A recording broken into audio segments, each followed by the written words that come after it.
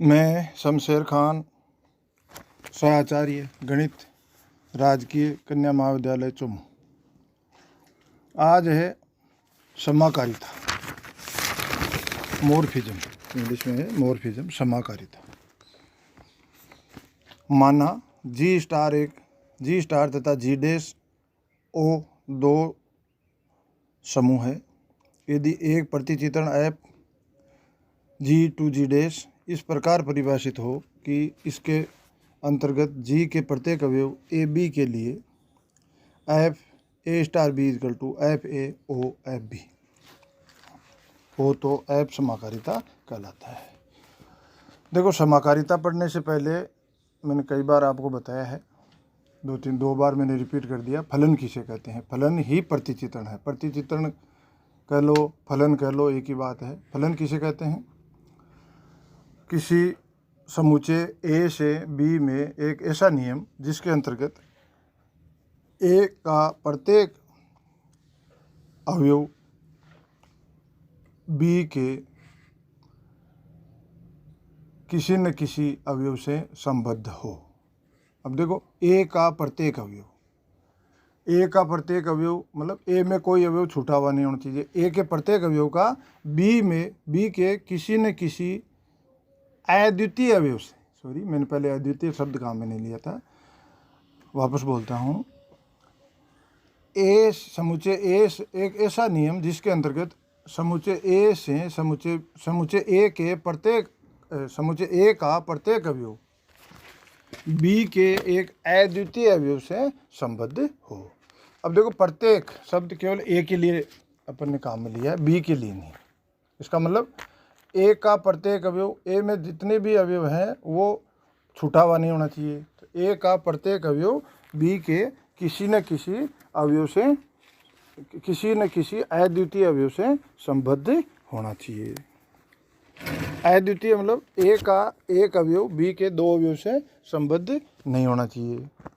ए के दो अवयव बी के किसी एक अवयव से संबद्ध हो सकते हैं। आप लोगों ने फलन पढ़ा होगा, फलन के बारे में मैंने बताया। बार बार अपन इसके जब भी अपन पढ़ेंगे इसकी चर्चा जरूर करेंगे। तो समाकारिता क्या है? एक फलन है। ये क्या है? प्रतिचित्रण है। कहाँ से? किसी समूह जी से जी डैश पर एक प्रतिचित्रण है। ठीक है। वो समाकारिता कब कहलाएगा?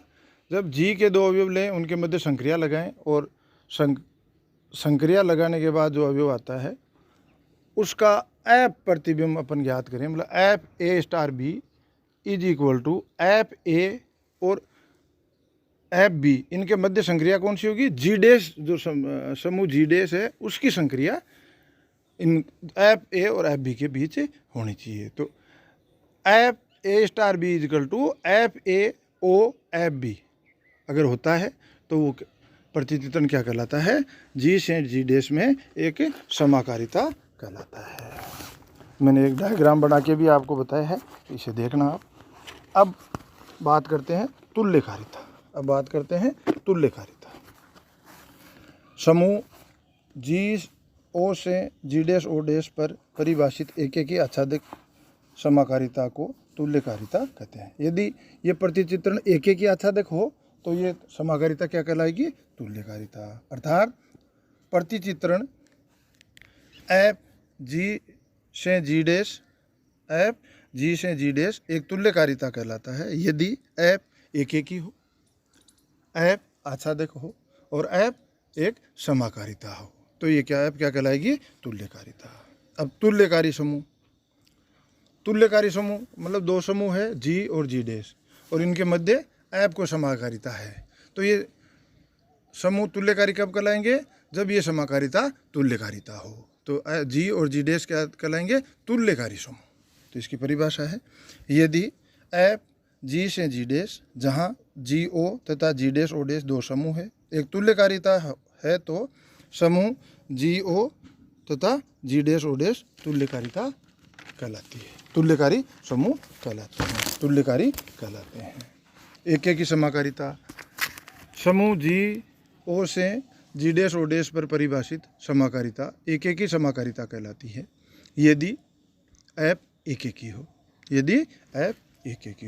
अच्छा देख, यदि ये समाकारिता एफ किसी समूह जी से जी डैश पर समाकारिता है, ऐप कोई समूह जी से जी डैश पर एक समाकारिता है, तो वो आच्छादित कब कहलाएगी? जब आच्छादित समाकारिता कब कहलाएगी? जब प्रतिचित्रण ऐप आच्छादित हो। तो इसकी परिभाषा, समूह जी ओ से जी डैश ओ डैश पर परिभाषित समाकारिता आच्छादित समाकारिता कहलाती है यदि प्रतिचित्रण ऐप आच्छादित हो।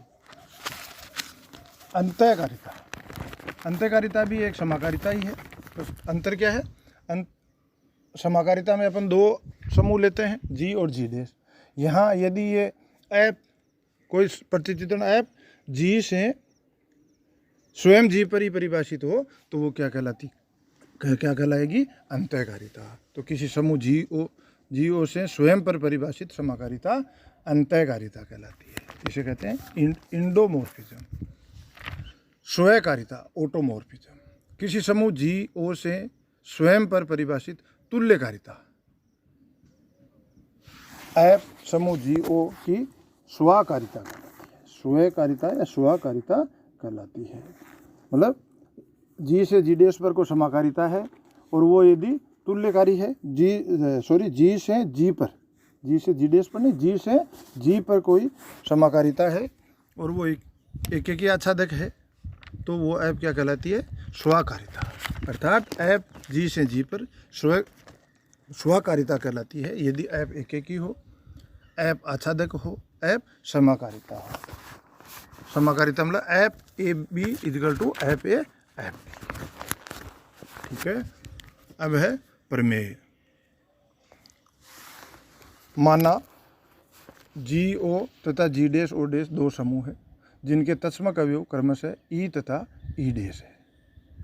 यदि ऐप समूह जी से जी डैश में समाकारिता हो तो सिद्ध कीजिए F E equal to E dash, F A inverse equal to F A का whole inverse for all A belongs to G. ये है अपनी प्रमेय है, इसे अपन प्रूव करेंगे। प्रमाण, माना ए बिलोंग्स टू जी तो ए ओ ई क्यों is equal to A is equal to E O A. ये क्यों है भाई? आपने तत्समक पढ़ा है। तत्समक किसे कहते हैं? तत्समक क्या होता है? उदासीन अवयव। तत्समक क्या होता है? उदासीन अवयव।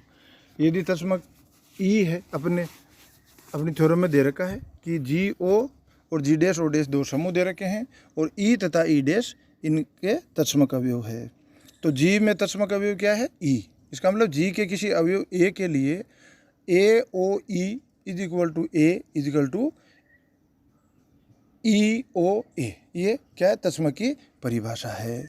तो अपन ने तत्समक की परिभाषा से ये एक लाइन लिख दी।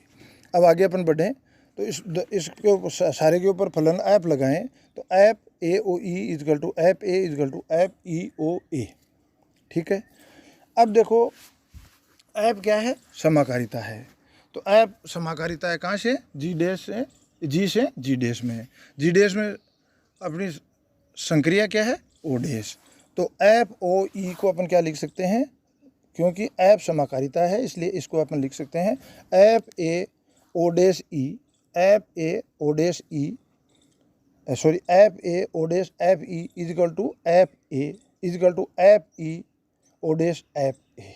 अब देखो ये लाइन अपन ध्यान से देखें तो ये एक तत्समक की परिभाषा हो गई। तत्समक की परिभाषा मतलब ऐप ए किसका अवयव है भाई? जी डैश का अवयव है। ऐप ए किसका अवयव है? जी डैश का अवयव है। ठीक है। और ऐप ए के साथ जी डैश की संक्रिया लगाएं किसके साथ? ऐप ए के साथ जी डैश की संक्रिया किसके साथ लगाएं? ऐप ई के साथ। App A O dash F ई संक्रिया लगाने के बाद वापस ऐप ए मतलब वही अव्यवहार है। और app E O dash F A का मान क्या रहा है? ऐप ए। और ऐप ए आपको ऐप ए देखने में तो लगता है फलन, जबकि ये एक अवयव है। किसका अवयव है? जी डैश का अवयव है। तो ये एक तत्समक की संक्रिया हो गई। और तत्समक की परिभाषा को अपन देखें तो इससे क्लियर हो रहा है कि ऐप ए किसका तत्समक है? जी डैश का तत्समक अवयव है। और जी डैश का तत्समक अवयव अपने को क्या दे रखा है? ई डैश दे रखा है। तो F E is equal to E dash, F E is equal to E dash. ठीक है। अब इसका दूसरा भाग माना ए बिलोंग्स टू जी, जी का एक अवयव अपन ने मान लिया, माना ए बिलोंग्स टू जी। अब चूंकि जी एक समूह है, चूंकि जी एक समूह है, इसलिए जी में जी के प्रत्येक अवयव का प्रतिलोम भी विद्यमान होगा। अर्थात ए बिलोंग्स टू जी है तो ए इनवर्स बिलोंग्स टू भी जी होगा। और ए इनवर्स ए का प्रतिलोम है और एफ में संक्रिया क्या है, ओ, तो अपन क्या लिख सकते हैं, A O A dash is equal to A O A dash is equal to E is equal to sorry A O A inverse, पीछे मैंने थोड़ा गलत बोल दिया, A O A inverse is equal to E is equal to A inverse O A.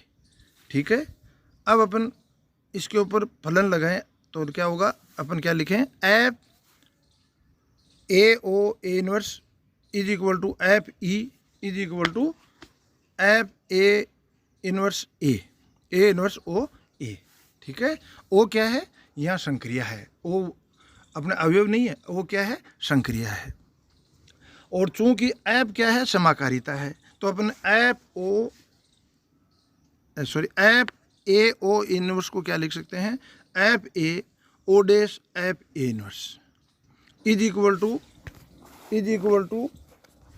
F A inverse O dash F A is equal to F E is equal to F E. ठीक है, तो इसका मतलब अब अपन यहाँ क्या है, F ए किसका अवयव है, एफ ए किसका अवयव है, जी डैश का अवयव है, और ओ डैश किसकी संक्रिया है, जी डैश की संक्रिया है। तो F A O dash F A inverse is equal to F A inverse O dash F A is equal to F E. तो प्रतिलोम की जो परिभाषा है उसके अनुसार क्या हो गया, F A inverse F A का प्रतिलोम है, F A inverse F A का जी डैश में प्रतिलोम है। अर्थात F A inverse is equal to F A का होल इनवर्स। तो ये अपनी प्रमेय अपन ने सिद्ध कर ली, बिल्कुल सिंपल सी प्रमेय थी, हालांकि परीक्षा के पॉइंट ऑफ व्यू से बुरी नहीं है, पूछी जा सकती है।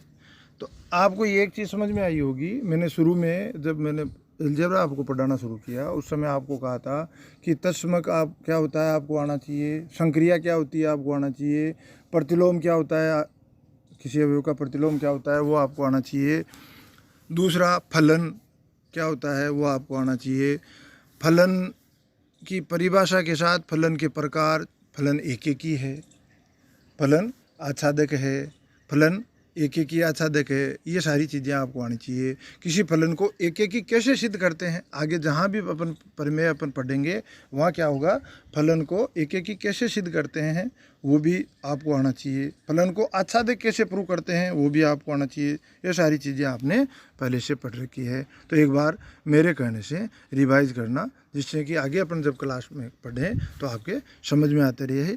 कोई भी प्रमेय अपन सिद्ध करें तो प्रमेय के लिए ये चीज़ें नहीं रटनी पड़े कि एक एक ही सिद्ध करने के लिए एक, अपने को यही ध्यान में आना चाहिए कि इसमें एक एक ही सिद्ध करना है। अब एक एक ही कैसे सिद्ध किया जाता है, सब एक ही प्रकार से किया जाता है, जो आगे आपके क्लियर हो जाएगा। आप लोग पहले से पढ़ के रखो कि भाई एक एक ही कैसे सिद्ध किया जाता है, वो आपको आना चाहिए। आपको प्रमेय याद करते समय प्रमेय में 2-3 चीज़ ही याद करनी है। भाई इस प्रमेय में समाकारिता सिद्ध करनी है, इस प्रमेय में एक एक ही सिद्ध करना है, इस प्रमेय में आच्छादक सिद्ध करना है। ये कैसे सिद्ध किया जाता है, इनको अपने को रटना नहीं है। धन्यवाद।